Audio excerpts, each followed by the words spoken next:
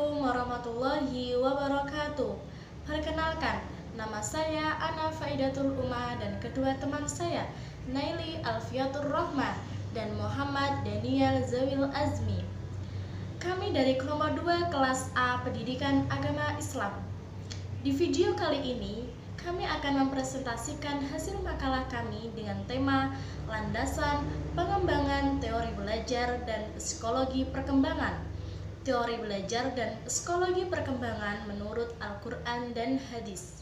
Di presentasi kali ini, kami akan membahas pengertian teori belajar, macam-macam teori belajar, dan manfaat mempelajari teori belajar.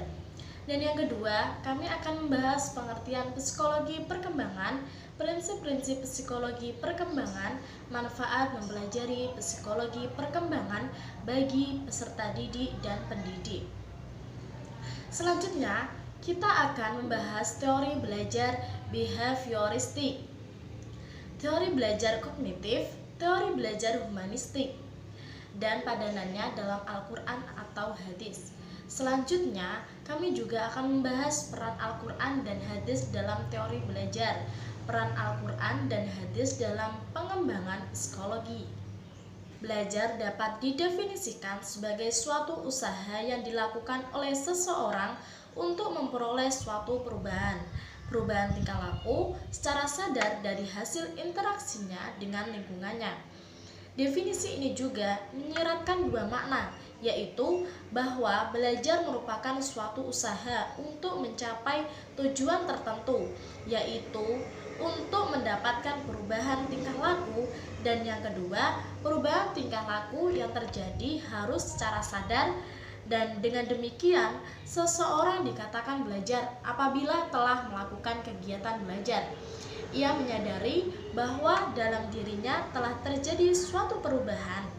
Dengan sebuah contoh, ia menyadari bahwa pengetahuannya bertambah, keterampilannya meningkat, sikap yang semakin positif, dan sebagainya. Dari pengertian belajar tersebut, maka kegiatan dan usaha untuk mencapai perubahan tingkah laku merupakan proses belajar, sedangkan perubahan tingkah laku itu sendiri merupakan hasil dari belajar. Macam-macam teori belajar. Teori belajar sendiri ada 4 kategori utama atau kerangka filosofis mengenai teori-teori belajar, yaitu teori belajar behaviorisme, teori belajar kognitivisme, teori belajar konstruktivisme, dan teori belajar humanistik. Yang pertama adalah teori belajar behaviorisme, yaitu teori belajar yang berfokus pada aspek objektif yang diamati dalam pembelajaran.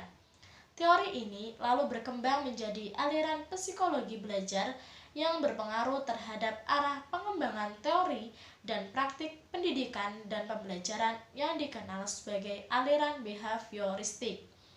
Prinsip-prinsip teori belajar behaviorisme, yaitu objek psikologi adalah tingkah laku, semua bentuk tingkah laku dikembalikan pada refleks. Selanjutnya yang kedua adalah teori belajar kognitivisme, yaitu melihat melampaui perilaku untuk menjelaskan pembelajaran berbasis otak. Model kognitif ini memiliki perspektif bahwa para peserta didik memproses informasi dan pelajaran melalui upayanya mengorganisir, menyimpan, dan kemudian menemukan hubungan antara pengetahuan yang baru dengan pengetahuan yang telah ada. Nah, yang selanjutnya adalah karakteristik teori belajar. Kognitif belajar adalah proses mental, bukan behavioral. Siswa aktif sebagai penyalur. Siswa belajar secara individu dengan pola deduktif dan induktif. Siswa sebagai perilaku untuk menuntun penemuan. Selanjutnya yang ketiga adalah teori belajar konstruktivisme, yaitu bahwa belajar sebagai sebuah proses di mana pelajar aktif membangun ide baru atau konsep. Yang keempat adalah teori belajar humanistik, yaitu berusaha memahami perilaku belajar dari sudut pandang pelakunya, bukan dari sudut pandang pengamatnya. Prinsip-prinsip teori belajar humanistik adalah belajar signifikan terjadi apabila materi pelajaran dirasakan murid mempunyai relevansi dengan maksud tertentu. Belajar yang menyangkut perubahan di dalam persepsi mengenai dirinya Belajar yang bermakna diperoleh jika peserta melakukannya. Belajar lancar jika peserta didik dilibatkan dalam proses belajar. Belajar yang dilibatkan peserta didik seutuhnya dapat memberikan hasil yang mendalam. Manfaat penerapan teori belajar dalam proses pembelajaran. Yang pertama adalah membantu guru untuk memahami bagaimana siswa belajar. Yang kedua, membimbing guru untuk merancang dan merencanakan proses pembelajaran. Yang ketiga, membantu guru untuk mengelola kelas. Yang keempat, membantu proses belajar lebih efektif, efisien, dan produktif.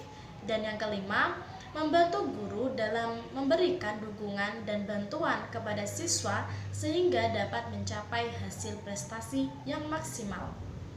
Selanjutnya, manfaat mempelajari teori belajar yang pertama adalah sebagai landasan dalam penerapan materi pembelajaran yang bersifat pembentukan kepribadian.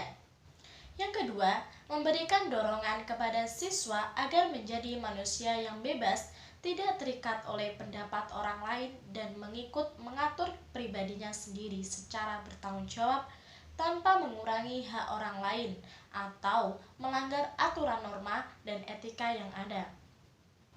Yang ketiga, mengetahui bahwa berbagai macam perilaku atau ciri-ciri siswa dan menemukan cara-cara untuk menyikapinya. Yang keempat, mampu menciptakan suasana belajar yang aktif dan dinamis. Pengertian psikologi perkembangan.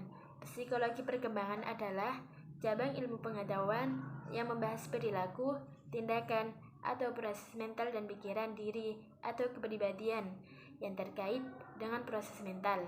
Perkembangan merupakan pola perubahan yang dimulai sejak masa konsepsi dan berlanjut sampai sepanjang hayat. Sebuah istilah perkembangan berorientasi pada proses mental, sedangkan pertumbuhan berorientasi pada peningkatan ukuran dan struktur yang bersifat fungsional merupakan perkembangan.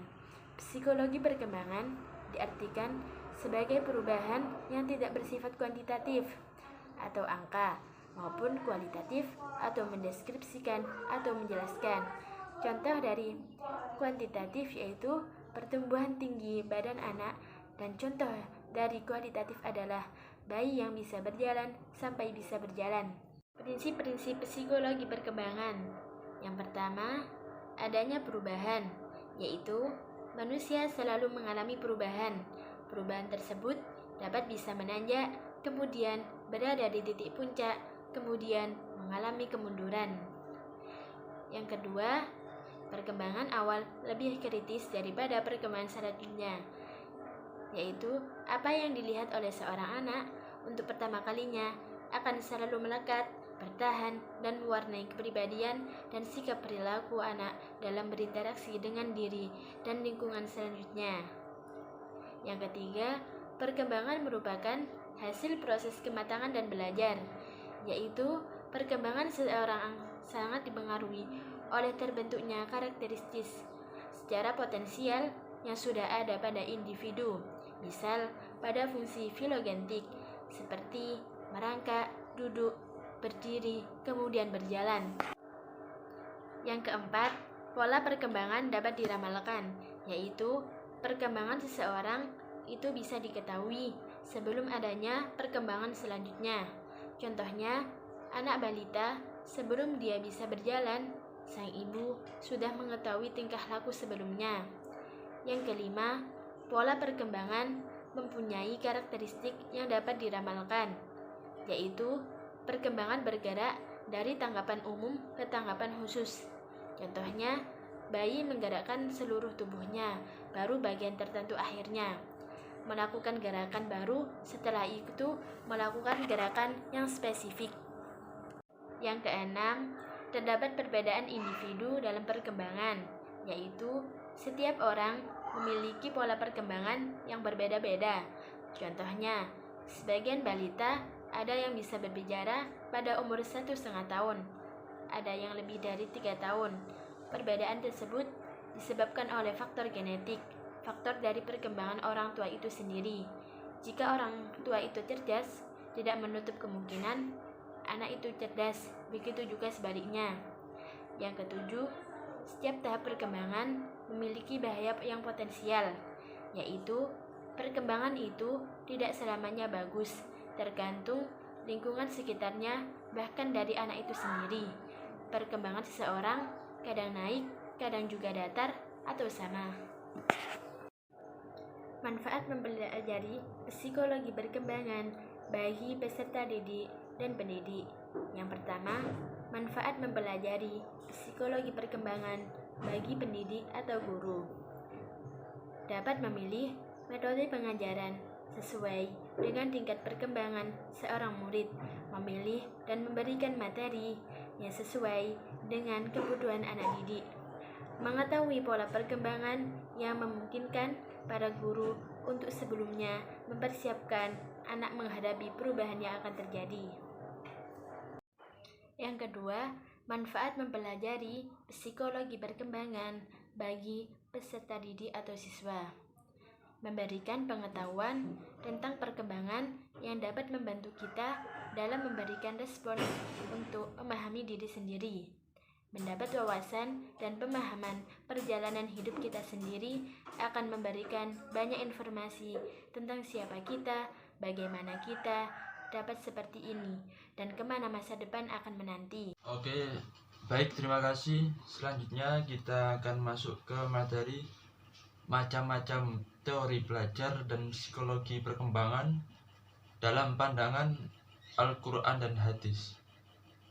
Di slide sebelumnya atau materi sebelumnya itu terdapat macam-macam teori belajar, dan di bab kali ini kita akan menjelaskan macam-macam teori belajar dalam pandangan Al-Quran dan hadis. Yang pertama, teori belajar behavioristik dalam pandangan Al-Quran dan hadis. Inti dari teori ini adalah dapat menghasilkan respon-respon atau perilaku yang baik dengan cara mengedepankan aspek-aspek psikologi seperti mental, kecerdasan, dan lingkungan. Seperti terdapat pada Al-Quran surat An-Nahl ayat 78, bisa dicari sendiri ya, bahwa manusia dilahirkan tanpa dibekali pengetahuan, apapun, namun Allah membekali pendengaran dan penglihatan agar manusia itu sendiri dapat mengambil pelajaran, dan tujuan akhirnya adalah mau bersyukur atas karunia yang telah diberikan Allah tersebut, yaitu karunia-Nya adalah yang pertama pendengaran dan penglihatan. Selanjutnya yang kedua, teori belajar kognitif. Dalam pandangan teori ini memandang bahwa belajar adalah proses berpikir yang mementingkan proses belajar itu sendiri daripada hasilnya. Al-Quran sangat menganjurkan kepada manusia untuk selalu berpikir dalam melakukan suatu hal, seperti terdapat dalam Quran surat Al-Ghasyiyah ayat 17-21. Belajar dari ayat tersebut cukup memberikan rangsangan kepada manusia untuk selalu merenung dan berpikir seperti yang terdapat dalam surat itu, dan nyambung pada teori belajar kognitif ini yang lebih mengedepankan proses berpikir daripada hasil belajar itu sendiri. Yang terakhir, teori belajar humanistik. Menurut pandangan teori ini mengedepankan perasaan-perasaan atau batiniah, sehingga dapat dikatakan berhasil dalam belajar ketika telah mampu mengerti dan memahami lingkungan serta dirinya sendiri dengan sebaik-baiknya seiring berjalannya waktu. Itu adalah macam-macam teori belajar dalam pandangan Al-Quran dan hadis. Selanjutnya adalah peran Al-Quran dan hadis dalam pengembangan psikologi. Al-Quran ialah kalam Allah yang memiliki mukjizat dan diturunkan kepada Nabi dan Rasul melewati atau melalui malaikat Jibril. Ditulis dalam mushaf dan diturunkan kepada kita secara mutawatir. Secara garis besar, Al-Quran berisi tentang akidah, ibadah, akhlak, hukum, dan pengetahuan dan teknologi. Sedangkan hadis adalah sebagai ucapan dan segala perbuatan yang dilakukan oleh Nabi Muhammad SAW. Sedangkan secara bahasa, hadis berarti perkataan, percakapan, atau pembicaraan atau berbicara. Berdasarkan fungsi dari kedua yang saya jelaskan di atas tadi adalah fungsi daripada Al-Quran dan hadis adalah keduanya dapat menjadi sumber psikologi, khususnya berkaitan dengan isi Al-Quran yang berkaitan dengan ilmu pengetahuan dan teknologi. Itu untuk bab peran Al-Quran terhadap peran Al-Quran dan hadis dalam pengembangan psikologi. Jadi, dengan mempelajari landasan pengembangan teori belajar dan psikologi perkembangan, teori belajar dan psikologi perkembangan menurut Al-Quran dan hadis, pendidikan yang berkembang di masa kita niscaya akan menghasilkan peserta didik yang berkualitas yang mampu membentuk manusia Indonesia seutuhnya. Semoga makalah ini bisa bermanfaat bagi semua kalangan, khususnya para pendidik serta calon pendidik untuk memperbaiki kualitas. Apabila ada kesalahan kata ataupun tulisan, kami mohon maaf. Kami mengharapkan kritik dan saran pembaca agar makalah ini menjadi lebih baik. Sekian presentasi dari kelompok 2. Kami ucapkan terima kasih. Wassalamualaikum warahmatullahi wabarakatuh.